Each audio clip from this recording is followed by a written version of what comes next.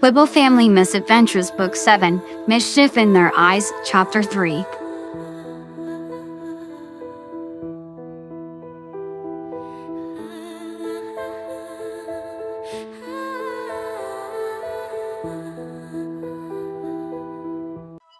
And do not forget to set the alarm when you leave every night.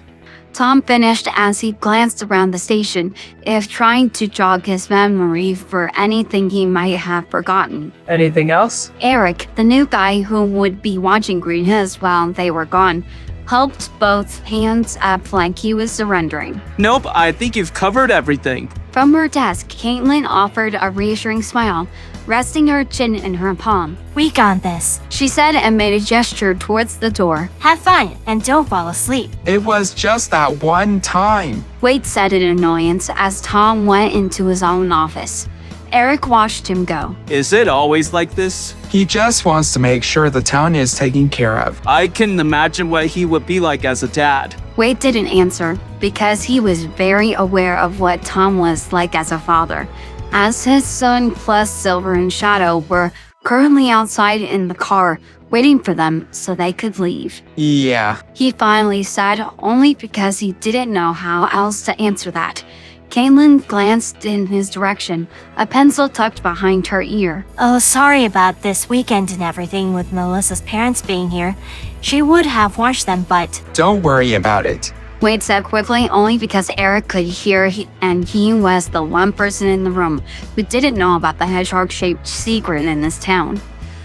The fact that the poor guy had been living here almost 3 weeks and still didn't know was almost funny in its own right.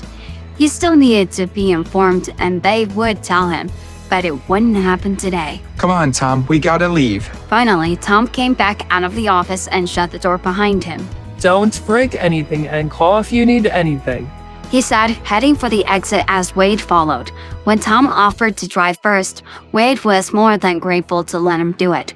As the car pulled off onto the single road out of town, Wade found himself glancing back, not at the 3 boys in the back seat, but the town disappearing behind them. The boys were lucky having turned up in a tiny little town that mostly accepted them, where it was safe to walk down the streets with a couple of alien hedgehog kids following you, and it was okay. No one would freak out or try and call the military or FBI on them. It was safety, and they were venturing away from it.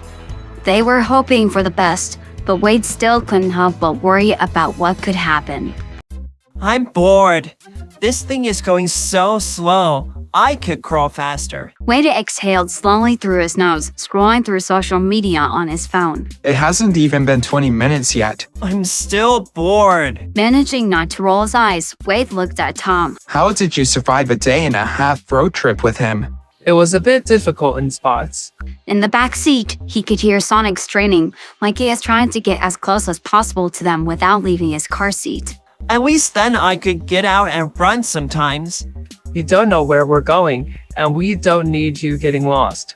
But on the bright side, this trip will be better than that one. It's much shorter, and no government maniac is chasing us. Always a good thing.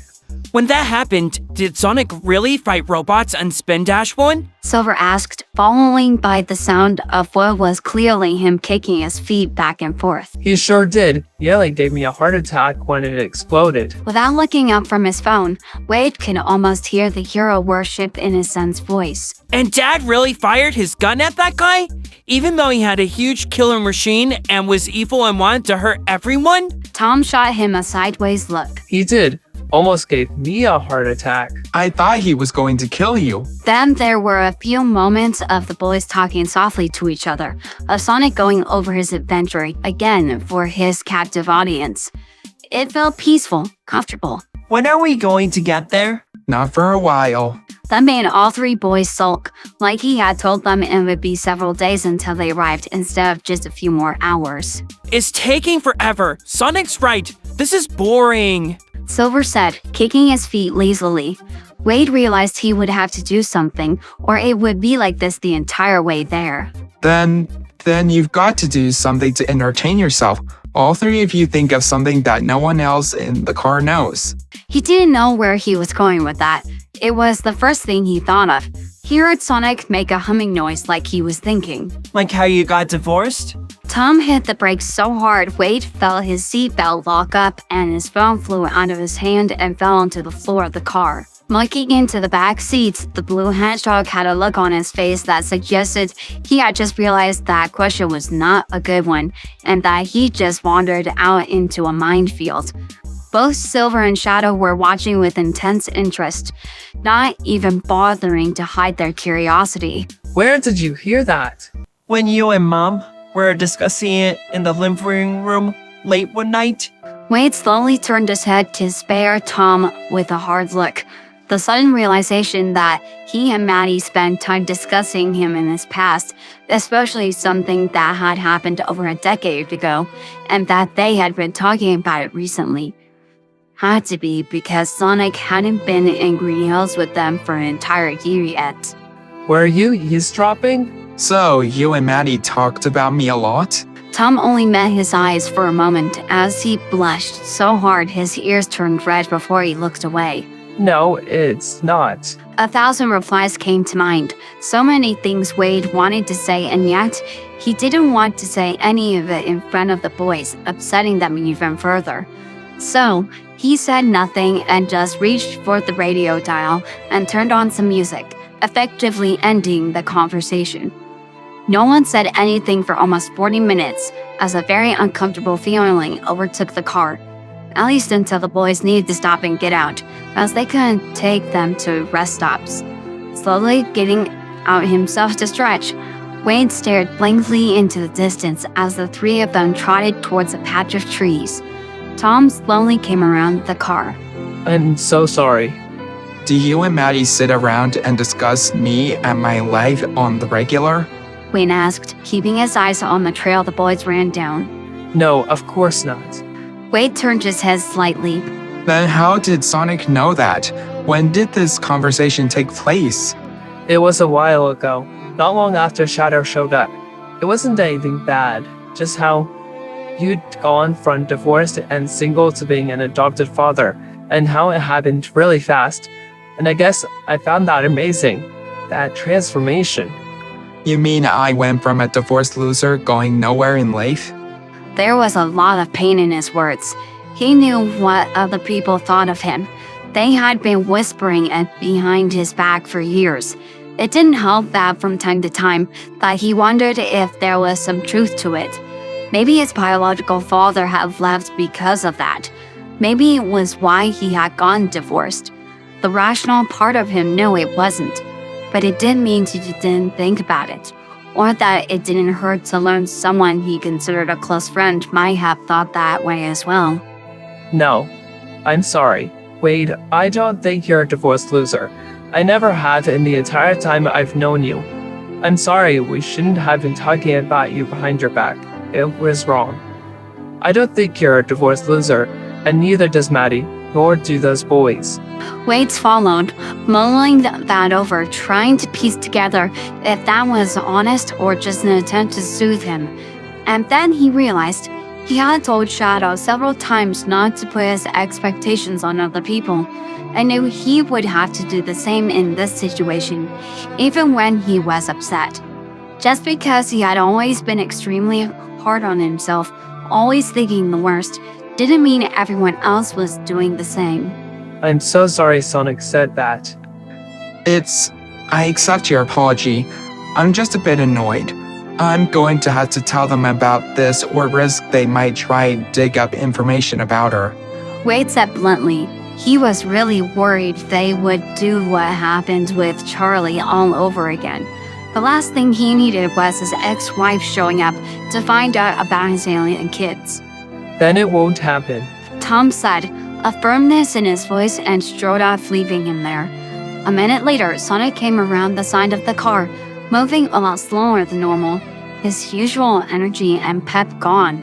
Tom and the other two boys were following him. Hey Wade, I'm sorry I said that and called attention to something you probably didn't want said out loud. He said, awkward, rubbing his shoes against the pavement awkwardly. Wade looked down at him, so sad, the guilt almost pouring off him. I accept your apology and I forgive you. It's his business and we're going to leave it alone now because he doesn't want to talk about it. That goes for all of you. It was a massive relief when his boys nodded. Without a word, Wade offered a hug and Sonic shot into his arms. The hotel was alright, seeing as the state was paying for it. They didn't spring for a fancy one, but it wasn't bottom of the barrel either. After Wade checked in, he realized he had a new problem. How was he going to get the boys upstairs without being seen? Tom didn't seem to be worried, as he simply took out an old gym bag, tucked Sonic inside it, and walked off. While it was tempting to try the same thing, Wade also knew there was no way Shadow would tolerate that. It was just asking for trouble. In the end, Wade ended up bundling both of them in blankets and carrying them up the side stairs. Thankfully, no one saw him, as he was pretty sure he looked strange carrying mysterious blanketed bundles quickly up the stairs. Opening the door to his hotel room, Wade set first the boys down and then went back for their bags before he shut the door. Deeply relieved as he locked it, a heavy, weary feeling settling over him. He hoped his two boys would just want to have dinner and then watch a movie and then go to bed without making a fuss. Wow! Silver said as he and his brother peered around the room. At the large bed in the middle of the room, the desk and mini fridge lined up against the wall, the TV that hung on the wall. Whose house is this? This isn't anyone's house. This is a hotel room where I will be staying for the next few days. When neither said anything, he realized they may not even know what a hotel is. Hotels are places for people to temporarily stay when they're away from home, just like us. He said while he crossed over to the window and pulled the curtains mostly shut. They weren't on the ground floor, but he still didn't want to run the risk of anyone spotting one of the boys close to the windows. Shadow so far hadn't said anything, just gave a long look around the room, and then opened the desk drawers to look inside. Dad? Silver looked up from his examination of the wall phone on the side table next to the bed. What was Sonic talking about in the car? What's a divorce? Alongside left Wade. He really wanted to tell them none of your business, but also was aware that it wasn't fair that he asked them questions about their former lives if he wasn't willing to talk about his, at least in some capacity. Not to mention, it would only make them more curious and wanting to know what it meant even more. Well, you know how Maddie and Tom are married? Divorce is when you end a marriage. When I was 19 and still in college, I thought I was in love and got married to a woman I went to school with. Turns out I was just young and stupid. We weren't right for each other and divorced 3 years later. The two of them frowned. Do you miss her? Nah, it's been over 15 years and we were both young and dumb, and it wasn't meant to be. We had very little in common. I'm much happier with my life as it is now. Are you sure? You can get married again, right? Silver asked, patting over to him. Wade rested his hand on his son's shoulder. I could if the right person comes along and they're okay with the alien hedgehogs. Maybe I will. But for now, I like being able to focus on just you guys. He said, hoping that would be the end of it. Her and that divorce is just another thing I don't like to bring up a lot. It's in the past and I think it should stay there. Dad? Shadow asked quietly, the first thing he has said in several hours. Yeah, Shadow? Shadow ducked his head. I'm sorry. Sorry for what? For you being upset today. Those 5 words stopped him dead in his tracks. I'm not upset with you guys about what happened. You didn't do anything wrong. It's just been a long day. I wasn't expecting that to be brought up. I know. Suddenly, everything clicked and Wade went back to them. On second thought, he sat down so he was close to their level. Buddy, it's not your job to pacify me when I'm not having the best day. Everyone feels emotions and negative emotions are a part of that. Offering comfort is okay, but you don't need to feel responsible for someone else's emotional state or try and get them out of that mindset. Ever, okay? Shadow frowned, looking deeply uncomfortable. I just don't like seeing when you're unhappy. I know, but negative emotions are part of life, and it's okay to express them. He thought for a moment.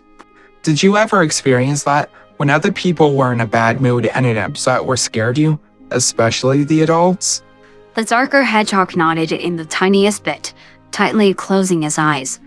Wade inhaled, trying not to let his true feelings about that show through. No wonder he shut down.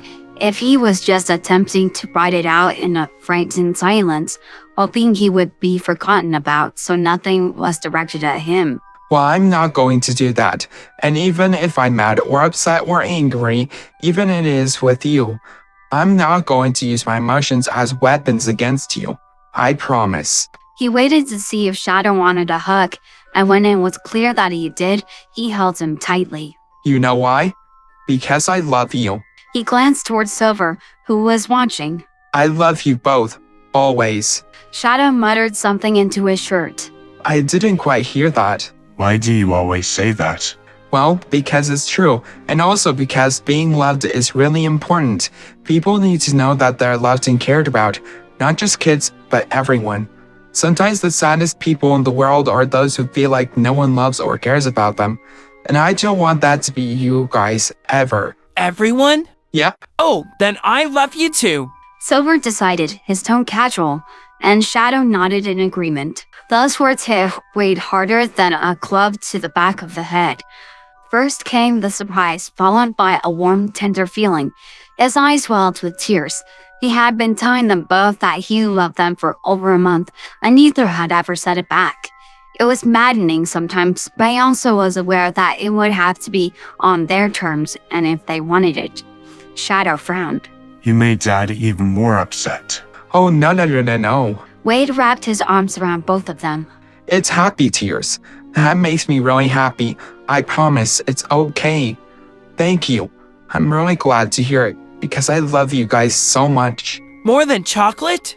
You bet. Wade said and wiped out his eyes. He smiled down at the two of them, closely nestled in his arms as he held them against his chest.